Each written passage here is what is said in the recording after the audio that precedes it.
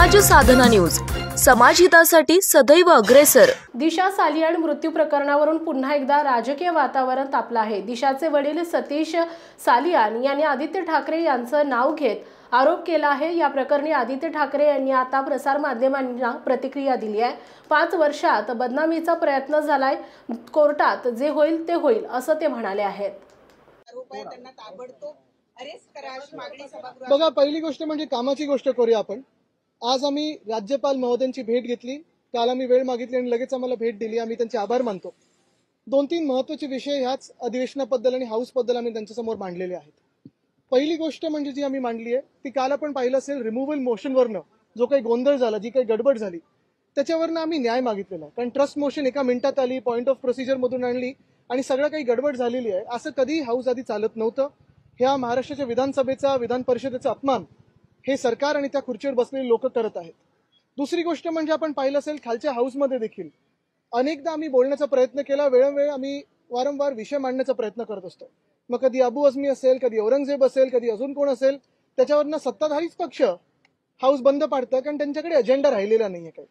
आणि तिसरी गोष्ट सगळ्यात महत्त्वाची म्हणजे काल देखील मी तुमच्यासमोर येऊन जे विषय मांडला, आम्ही प्रश्नोत्तराचा तास असेल किंवा लक्षवेधी असतील किंवा इतर कुठच्याही म्हणजे आमचा प्रस्ताव असेल, मंत्री बसतात नाही बसत, सेक्रेटरी असतात नसतात, ह्या सगळ्या विषयांवर कुठे ना कुठेतरी गांभीर्यपूर्वक चर्चा झाली पाहिजे।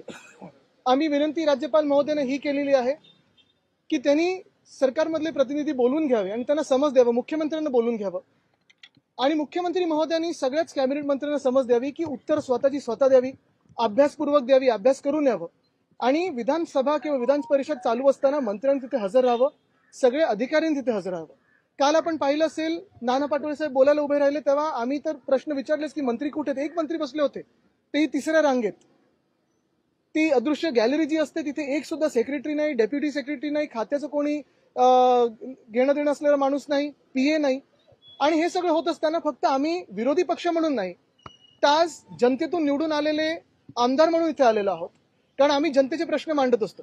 सत्ताधारी आमदारांसारखं हाऊस आम्ही बंद पाडत नाही, पण विषयांवर चर्चा करताना मंत्र्यांना गांभीर्य असायला पाहिजे। सत्ताधारी लोक काल देखील, सत्ताधारी आमदार देखील काल आमच्यासोबत सुरात सूर मिळवून त्यांनी देखील हाऊस 10 मिनिटांसाठी तहकूब करून घेतलं, कारण ते देखील म्हणतात की सत्ताधारी पक्षातले असो की विरोधी पक्षातले असो, जे काही आमच्या मागण्या असतील, कपात सूचना असतील, जे काही आमची विनंती असतील, ह्या सगळ्या चर्चेच्या तिथे मंत्र्यांकडून गांभीर्यपूर्वक विचार झाला पाहिजे।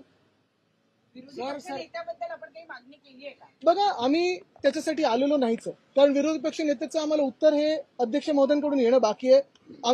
आमची ही अपेक्षा आहे, अजूनही चांगल्यात आमचा विश्वास आहे आणि हा विश्वास आहे की लोकशाहीचं जे काही आतापर्यंत प्रथा परंपरा पाळत आलेलो आहोत ती पाळली जाईल आणि आम्हाला विरोधी पक्ष नेता दिला जाईल। कालपासून जे तुमच्यावर आरोप होत आहेत,